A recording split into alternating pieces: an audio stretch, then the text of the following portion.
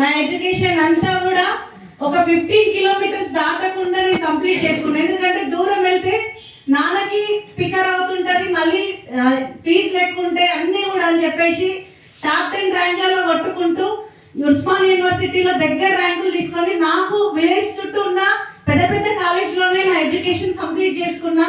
22 ఇయర్స్లో ఇక ఆడపిల్ల భారం ఎవరికంటే నాన్నకు కాదు, ఇంటి చుట్టూ ఉన్న వాళ్ళకి అవుతారు. కాబట్టి నేను పీజీ చేస్తున్నప్పుడు అమ్మ నీ పెళ్లి కూడా చేస్తారా అని చెప్పి నా పెళ్లి చేస్తే ఒకటే మాట చెప్పిన, నాన్న ఇప్పుడు వద్దు, కొంచెం ఆగు. ఎందుకు అంటే నాకు ఒక్క గవర్నమెంట్ జాబ్ వచ్చింది అనుకో, నా హస్బెండ్ ఈ గవర్నమెంట్ జాబ్కి నీది కాదు మా నాన్న చదివించినందుకు వచ్చింది, మా నాన్నకి ఏదైనా ఇవ్వచ్చు అని చెప్పడానికి గవర్నమెంట్ జాబ్ కోసమే నేను చదువుకోవాలని మెంటల్గా డిసైడ్ అయినా. చాలాసార్లు నాన్నతో కూడా పోరాటం చేసిన, నువ్వు ఇక్కడికి వెళ్ళి పెళ్లి కొడుకుని తెస్తే నేను ఇట్లకెళ్ళి వారిపోతాను. కానీ ఒక మాట చెప్పిన, నాన్న నన్ను తక్కువ అంచనేయకు, నువ్వు ఎవరిని తీసుకొస్తే వాళ్ళని చేసుకుంటావు, బట్ నాకు గవర్నమెంట్ జాబ్ వచ్చిందంక. అట్లా చదువుకున్నా కానీ ఇక నాన్నని ఇబ్బంది పెట్టాల్సిన టైం వస్తుందేమో అనుకున్నా. లేదమ్మా నువ్వు పెళ్లి చేసుకో, అక్కడ నేను చదివించేటోళ్ళకి నేను ఇస్తానన్నాడు. సో సొంత మా మేనమామ వాళ్ళకి మేనత్త కొడుకుకి ఇచ్చిరు. సో అట్లా నన్ను అక్కడ కూడా మా మామయ్య సపోర్ట్తో నేను చదువుకున్నా. నెక్స్ట్ పీజీ కంప్లీట్ చేసుకుంటూ ఎంబీఏ కంప్లీట్ చేస్తూ 10 సంవత్సరాలు సార్ గవర్నమెంట్ జాబ్ కోసం నా ఎడ్యుకేషన్ ఎంఏ బిఎడ్ ఎంబీఏ అయినా నేను ఏ జాబ్కి అప్లై చేసిన అంటే హోమ్ గార్డ్ జాబ్ కూడా అప్లై చేసిన. అంతా ఎందుకంటే ఒక గవర్నమెంట్ జాబ్ వస్తే చాలు.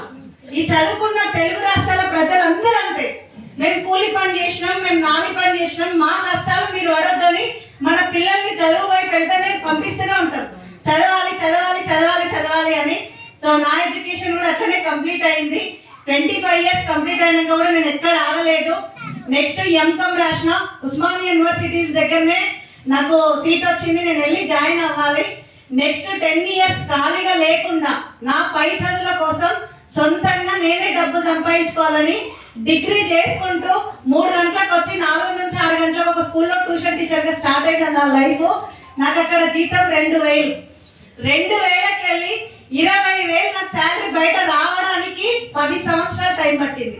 2,500 పిఎఫ్ కట్ చేసుకొని 1500 కట్ చేసుకొని 18,500 నా అకౌంట్లో వేసేవాళ్ళు నేను చేసిన స్కూల్లో. ఆ జీతం కూడా నాకు సరిపోతలేదు. పోనీ 10 సంవత్సరాలు మా నాన్నకి నేను ఏమన్నా ఇచ్చిన అంటే ఏమి ఇయ్యలే. ఎట్లా అంటే మా ఇద్దరం భార్య భర్తలు కూర్చొని చర్చించుకుంటాం, ఈ నెల నీకు జీతం పెరుగుతుంది, ఈ సంవత్సరం నాకు పెరుగుతుంది కదా, ఇద్దరం కలిసి ఒక చిట్ట వేసుకుందాం, అవునా కాదా? జాబ్లు అందరికీ ఇదే, నిజంగా చెప్తున్నా. ఈ డిసెంబర్ జనవరి లెక్కలు అన్ని ఇట్లనే ఉంటాయి. నేను 10 సంవత్సరాలు ఏగున్నా 1,00,000 రూపాయలు చిట్టి వేద్దామంటాడు. 1,00,000 రూపాయలు చిట్టి పెడదామన్న ఆలోచనకే ఇంటి రెంట్ పెరుగుతుంది, కరెంటు బిల్లు పెరుగుతుంది, సరుకులు పెరుగుతాయి, పిల్లల ఫీజులు కూడా పెరుగుతాయి. ఈడ ఒక్క జీతం పెరుగుతుంది, ఈడ 4 పెరుగుతున్నాయి, ఈక్వల్ కూడా అవుతలేదు, అప్పే అవుతుంది. అలాంటి లైఫ్ నేను 10 సంవత్సరాలు. నాకు ఒక్క గవర్నమెంట్ జాబ్ రాదా? వచ్చింది సార్, గురుకులాలో టాప్ 96 మార్క్స్ తోటి జాబ్ వచ్చింది, కానీ గవర్నమెంట్ నాకు ఇయ్యలే. ఎందుకు ఇయ్యాలంటే 63 మార్కులు శ్రమకి ఇచ్చింది. మీకు ఎందుకో తెలుసు, కేటగిరీ ప్రకారం వెళ్ళిపోతుంది. నాకు ఆ రోజు అయితే నాదే జాబ్ అనుకున్నా, కానీ నాకు రాలేదు, వెళ్ళిపోయింది.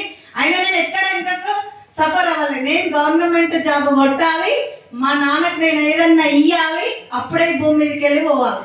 ఇది నాకు గట్టి సంకల్పం ఉంటే లాక్డౌన్ వచ్చింది, చదువు 0. నెక్స్ట్ సెకండ్ డే మా స్కూల్ ప్రిన్సిపల్ మేడం ఈజీ చెప్పింది, నీ ఇవాళ నుంచి స్కూల్కి రాకు, నీ జీతం కూడా 0 అని. 2 మైనస్ అయినప్పుడు ఏదన్నా చెయ్యాలి అంటే నాకన్నా పెద్దోళ్ళ జీతాలే 0. నేను ఇందాక కవిత మేడం చెప్పింది కదా ఎలక్షన్ సర్వే అని, అదే హైదరాబాద్ సరూర్ నగర్లో నేను సర్వేకి వెళ్ళినప్పుడు ఒక హోటల్లో పూరీలు డీప్ ఫ్రై చేస్తున్నాడు. సార్ మీ ఎడ్యుకేషన్ ఏంటి అని అడిగిన, పిహెచ్డి ఎంహెచ్డి అని అన్నాడు. మరి ఏం సార్ మీరు ఇట్లా పూరీలు ఎందుకు దేవుతున్నారు అని అడిగితే సార్ ఒక మాట అన్నాడు, నాకు 3 ఆడపిల్లలు 1 కొడుకు, వీళ్ళని జాగడానికి ఇలా కాలేజీలో ఫీజులు ఇవ్వడానికి ఎవ్వరు లేరమ్మా, నేను ఇప్పుడు చచ్చిపోయేంత పిరికోడిని గాను, నేనేం తప్పు చేస్తలేను, పూరీలు దేవుకుంటూ హోటల్ పెట్టుకొని 4గురికి భోజనం ఇస్తూ నా పిల్లల కడుపు నింపుకుంటున్నాను. నాకు ఆ మాట చాలా రియలైజ్ అయింది.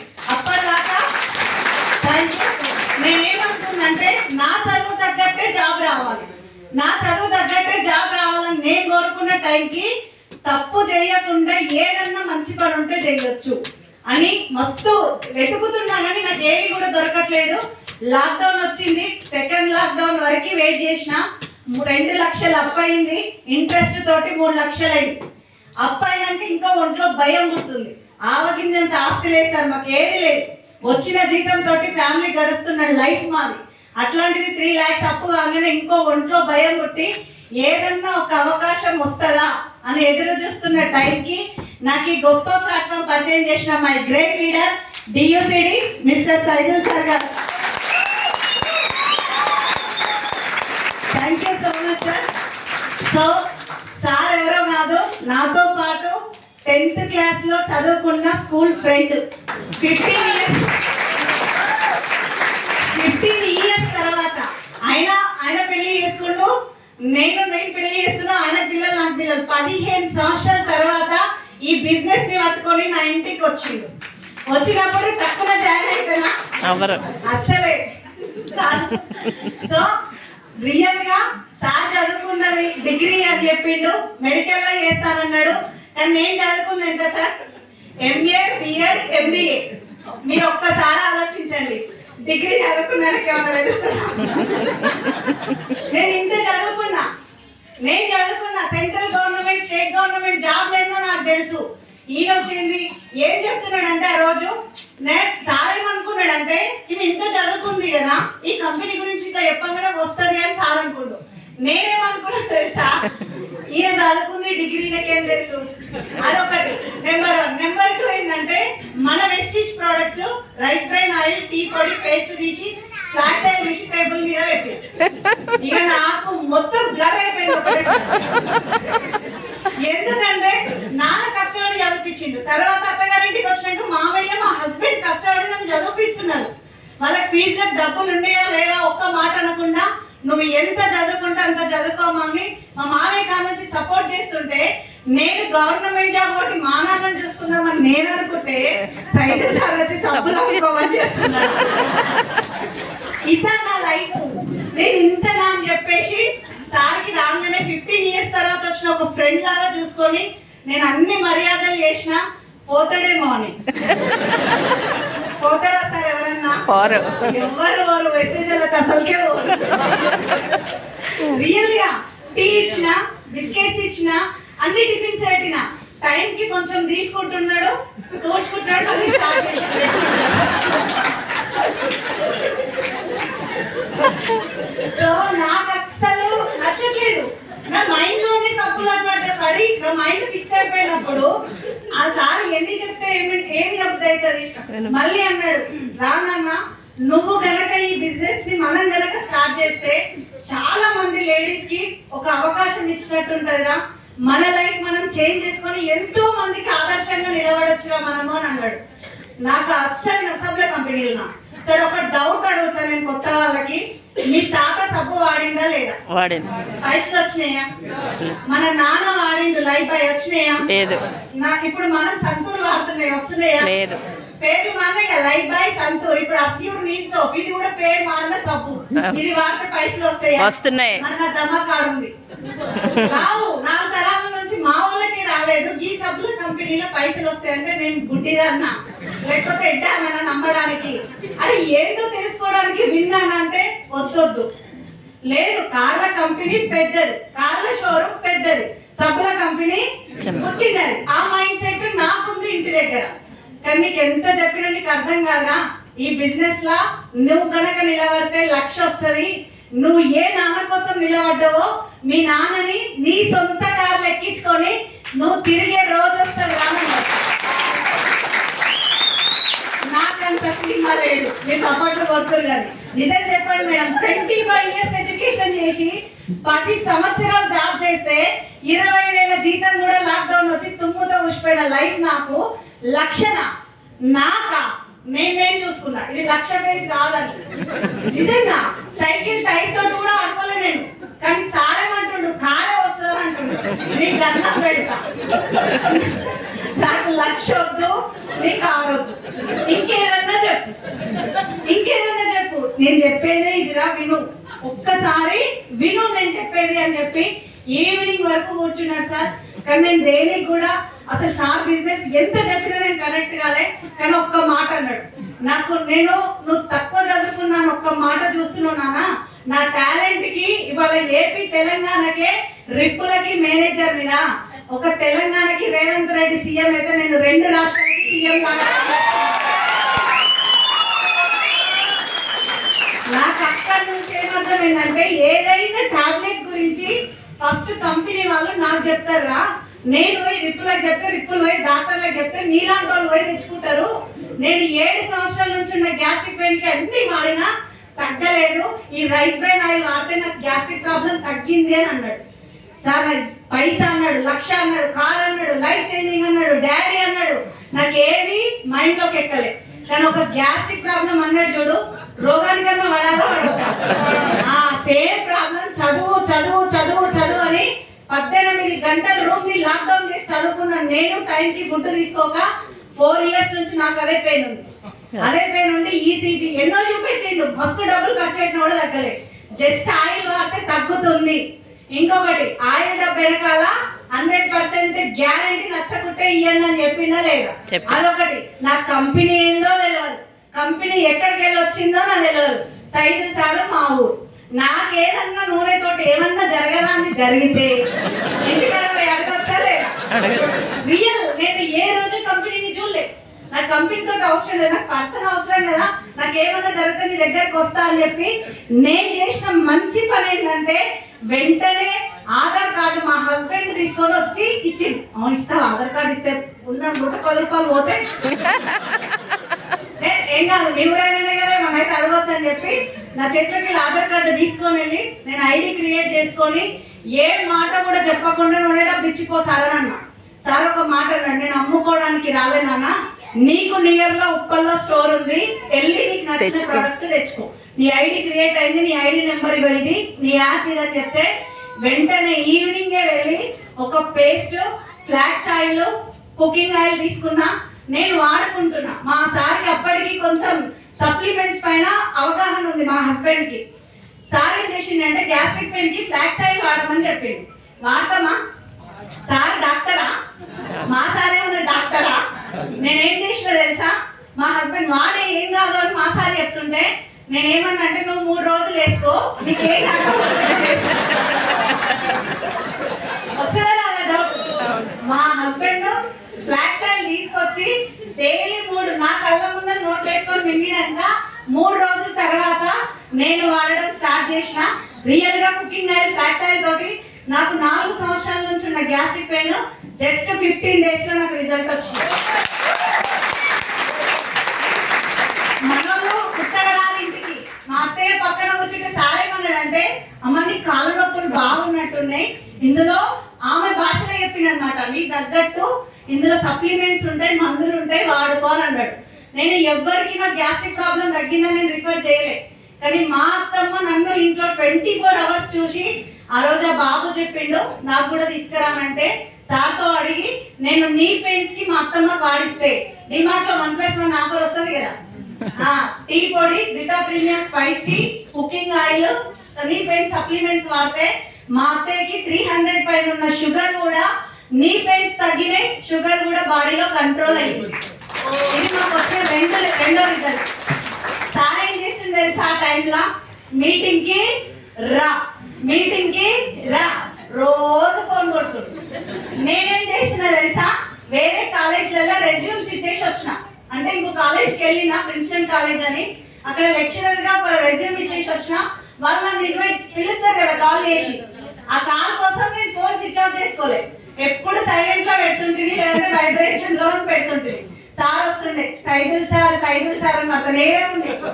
రోజుకు ఒక 100 ఫోన్లు నాకు వచ్చినా కూడా నేను మాత్రం పట్టించుకోకపోయేదాన్ని.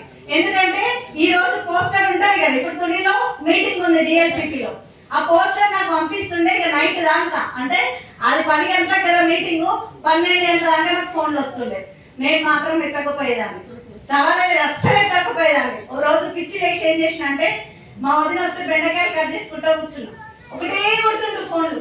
బెండకాయలు పక్కకు పడేసి ఆ గిన్నె కూడా పోటిచ్చిన. తీసుకొస్తుంది నాకు, అదేమో కట్ చేద్దామా వాళ్ళ ఫీల్ అవుతాడు. ఇంకోసారి తెలుసా సార్, సార్ వచ్చిండు. సార్ అప్పటికి డాక్టర్స్ దగ్గరికి వెళ్ళి కలిసేవాడు. సార్ మా ఇంటి దగ్గర గైనిక్ డాక్టర్ ఉంది, సంగీత డాక్టర్ అని. సార్ వస్తుంటే నాకు ఫోన్ చేసిండు, ఉన్నవారా ఇంట్లో అంటే, లేను ఇవాళ సాటర్డే కదా, నేను మా మమ్మీ వాళ్ళ ఇంటికి వెళ్ళినా అంటే, పిల్లలతో వెళ్ళినా అంటే ఆ పిల్లలతో వెళ్ళినా అన్నా. చక్కగా బండి తీసుకొచ్చి కింద మా పిల్లలు ఉన్నారు, పైన నా రూమ్ లో నేను ఉన్నా, మా పిల్లల దగ్గర బండి ఆపాడు. మమ్మీ ఏది పెట్టా అని అన్నాడు. మా మమ్మీ పైన మళ్ళీ ఫోన్ కొట్టిండు. సార్ చెప్పండి, నేను లేవేనా మా మమ్మీ వాళ్ళ ఇంటి కాడ ఉన్నా, ఊకెందుకు? వస్తాను సార్, వస్తా, ఒక్క 2 రోజులు రెస్ట్ తీసుకుందామని వచ్చిన, స్కూల్ టీచర్ కదా, సండేనే కదా అంటే, నువ్వు ఒక్కసారి పైకి వెళ్ళి కిందికి చూడాలని గొర్రె వచ్చింది అనుకున్నా. మంచిగా పైకి వచ్చి ఇట్లా చూసే వరకు కింద బండి మీద ఉన్నాడు. నేను నాకు ఒకటే మాట అడిగిన, ఇక్కడ ఏమన్నా చుట్టూ మీటింగ్ కనుక ఉందా అని అడిగిన. పోదాం అనుకున్నా, రెడీ అవుతున్నా. ఇంకా నాకు నిజంగా తప్పు చేస్తే దానికి అతుక్కులు ఎన్నో వేయాలి కదా. నేను ఆ సార్ అట్లా అక్షరాల 8 నెలలు సతాయించిన సార్.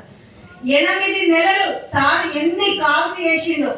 నిజంగా చెప్తున్నా, ఆయన వచ్చే దారి కనుక ఏ ఒక్క రోజు విరక్తి చెంది బంద్ చేస్తే నాది లైఫే కాదు.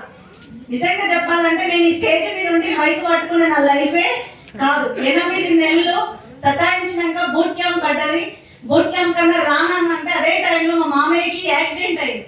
స్కూటీ తీసుకుంటూ వెళ్ళి కింద పడ్డాడు. 2 కళ్ళు ఆల్రెడీ ఆపరేషన్ అయినాయి. తనకు 80% ఇన్ఫెక్షన్ వచ్చినాయి. హైదరాబాద్ లో ఉన్న ప్రతి ప్రైవేట్ హాస్పిటల్ తిరిగి లాస్ట్ ఎల్బి ప్రసాద్ దగ్గరికి వెళ్ళిన.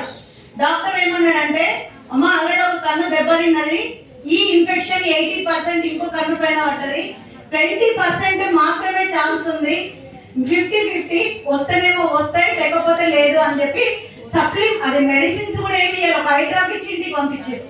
ఏం చేయాలన్న టెన్షన్ లో నేనున్నా. చాలా రోజు ఒక మాట అన్నాడు, సరే నన్ను ఈ బూట్ క్యాంప్ కాకుండా తర్వాత, కానీ నేను చెప్తున్నా ఇందులో సప్లిమెంట్స్ వాడుకో, తగ్గుతుందేమో తగ్గుతుంది. అక్కడే డాక్టర్లు 50-50 అన్నారు కదా, ఇక్కడైతే వాడు అని చెప్తే స్పిరులినా, ఐ సపోర్ట్, క్రిల్ 4 నెలలు నేను మా మామయ్యకి వాడిస్తే 80% ఉన్న ఇన్ఫెక్షన్ 0. ఎవరికి సార్ నేను సాకులు చెప్పేది? నేను కొంటున్న అప్లైనర్కి వస్తే నేను ఏ రోజు అనుకోలేదు, కానీ నేను కొనుక్కొని నేను వాడుకోవడం వల్ల కొన్ని వేలు బంద్ చేసిన నేను హాస్పిటల్ పోవడమే. నా పిల్లలు బంద్ అయిపోయారు, నా ఇంట్లో హెల్త్ వచ్చింది, కానీ ఇంత మంచి బిజినెస్ అనుకున్నా. కానీ నా డౌన్ లైన్ శారదా మేడం, నా టీమ్మేట్ కేదార్ సార్ బూట్ క్యాంప్కి వెళ్ళి, నేను అప్పుడు ఏమనుకున్నా అంటే నేను ఏదన్నా మీటింగ్ అటెండ్ అవ్వాలి అని చెప్పి అనిపిస్తుంది. కానీ అప్పటికి కూడా నా మైండ్ సెట్ ఎట్లుందంటే, నా పర్పస్ గవర్నమెంట్ జాబ్, సార్ రమ్మంటుంది మీటింగ్ కి అని చెప్పి వీళ్ళు వెళ్ళేసి వచ్చిరు. మళ్ళీ మీటింగ్ అటెండ్ చేస్తే వెళ్ళినా. ఎట్లా వెళ్ళినా అంటే, అప్పుడు కూడా చెప్తే ఇండ్లే ఏదో ప్రోడక్ట్స్ వాడినా బాగున్నాయి, వాడుకున్న టైంకి సైదుల్ సార్ మా హస్బెండ్ ఫ్రెండ్స్ అయిపోయారు.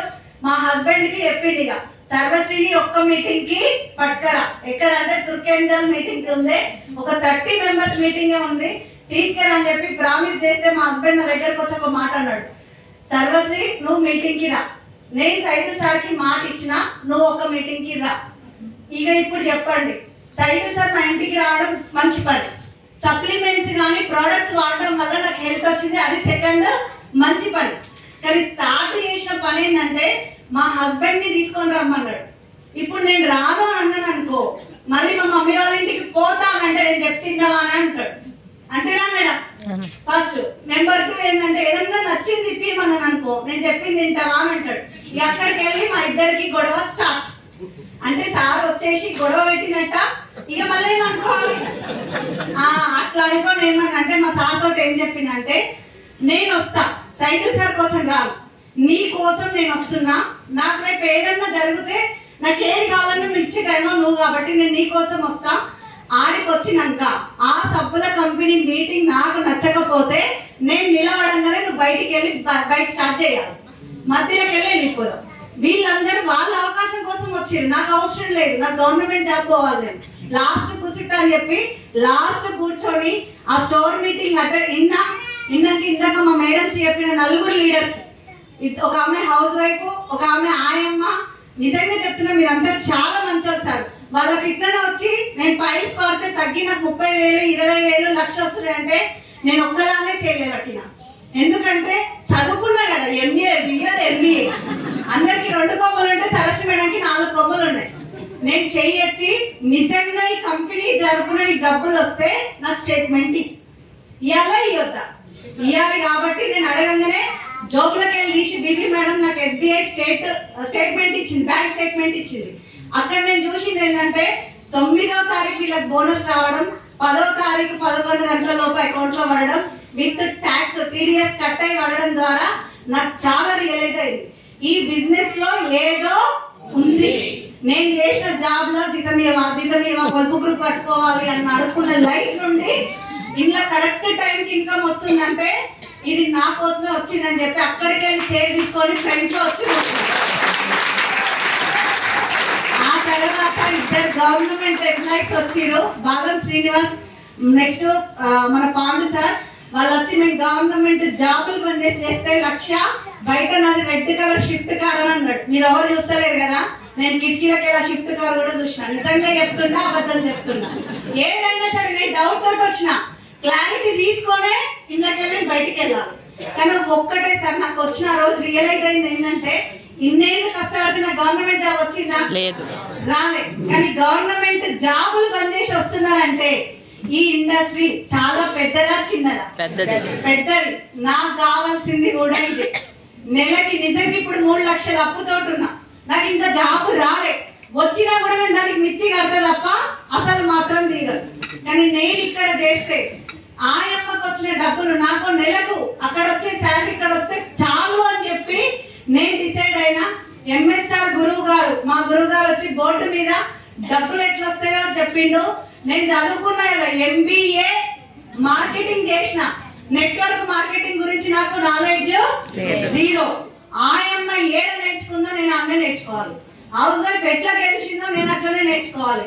ఏ చదువు, ఏ హోదా, ఏది ఇంట్లో వనికి రాదు అని చెప్పి ఆ రోజు రియలైజ్ అయ్యి బిజినెస్ ప్లాన్ మొత్తం విన్నాక మా ఎంఎస్ఆర్ గురువు గారి దగ్గరికి వెళ్ళి చేతిలో ప్రామిస్ చేసి ఒక మాట చెప్పిన సార్.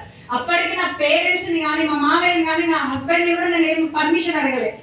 ఈ రోజు నుంచి నా చదువు ఫుల్ స్టాప్ పెడుతున్నా, నా జాబ్ పిలిచినా కూడా నేను ఫుల్ స్టాప్. సావో బతుకో నేను వెస్టేజ్ లోనే గెలుస్తా, ఇదే చేస్తాను. ఆ ఒక్క మీటింగ్ నా లైఫ్ చేంజ్ చేసింది. అక్కడి నుంచి నేను బయటికి వెళ్ళినా, నేను అక్కడ విన్నది ఇన్కమ్ వచ్చింది కదా, నాకు కామన్ మస్తు ఉంటారు. మీకు పిల్లలు 2 3 ఉంటారు, మా అంటే 4. మా పిల్లల స్కూల్ మొత్తం మా పిల్లలే. మీ స్కూల్ కి పిల్లల్ని పంపిస్తే ఆ పిల్లలంతా మా పిల్లలే. వాళ్ళ పేరెంట్స్ ఉంటారా ఉండరా? 4 అక్కయ్యలు, 2 అన్నయ్యలు, 7 మామలు, ఇదంతా రాసుకున్నా డాటా మొత్తం. అందరి దగ్గరికి పోయి మామయ్య ఒక మంచి బిజినెస్ ఉంది, నీకు 1,00,000 వస్తుంది, నాకు 1,00,000 వస్తుంది, నీకు కారు వస్తుంది, నాకు కారు వస్తుంది. నన్ను మా మామయ్య కొట్టలే కానీ మొత్తం దీనికి ఏదో పిచ్చి పట్టింది అని మా అక్క దగ్గరికి వచ్చి వీళ్ళు ఇంటలేదు. మా అక్క దగ్గరికి ఇదే చెప్పిన, నీకు 1,00,000, నీకు కారు. ఇంటరా? ఇల్లే. పేరెంట్స్ దగ్గరికి వెళ్ళిన, పిల్లల పేరెంట్స్ దగ్గరికి, అమ్మాయి బిజినెస్ మంచిగా ఉంది, నీకు 1,00,000, నాకు 1,00,000, నీకు కారు, నాకు కారు. ఆయమ్మ కారు నుంచి గవర్నమెంట్ జాబ్ దాంతో 1,00,000 కొట్టింది. నీకెందుకు రాదు, నాకెందుకు రాదు? నన్ను నిజంగా చెప్పాలంటే పిచ్చి కుక్క కరిచిందా?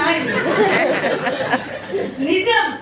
అట్లనే అడిగారు, ఇల్లేంది ఇళ్ళకి పిచ్చి లేచినట్టుంది, నాకెందుకు లేచింది అని చెప్పి మళ్ళా ఒక 10-20 మందికి చెప్పి మళ్ళీ నేను సైదుల్ సార్ మీటింగ్ కి నేనే అటెండ్ అయినా పిలవక ముందే.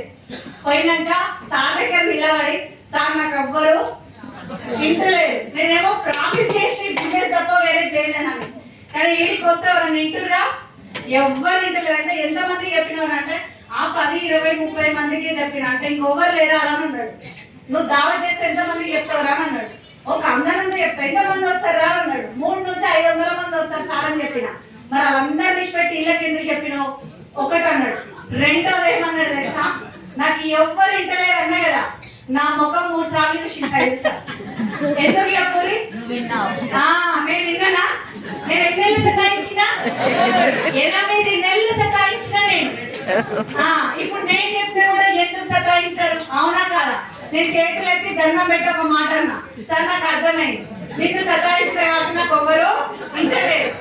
కర్మ కర్మని మర్చిపోవద్దు, పాపం కలిగిందా లేదా. కానీ నేను చనిపోయేదాకా ఒక మాట సార్ చెప్పిండు, నేను చనిపోయేదాకా కూడా నేను అది గుర్తుపెట్టుకుంటా సార్.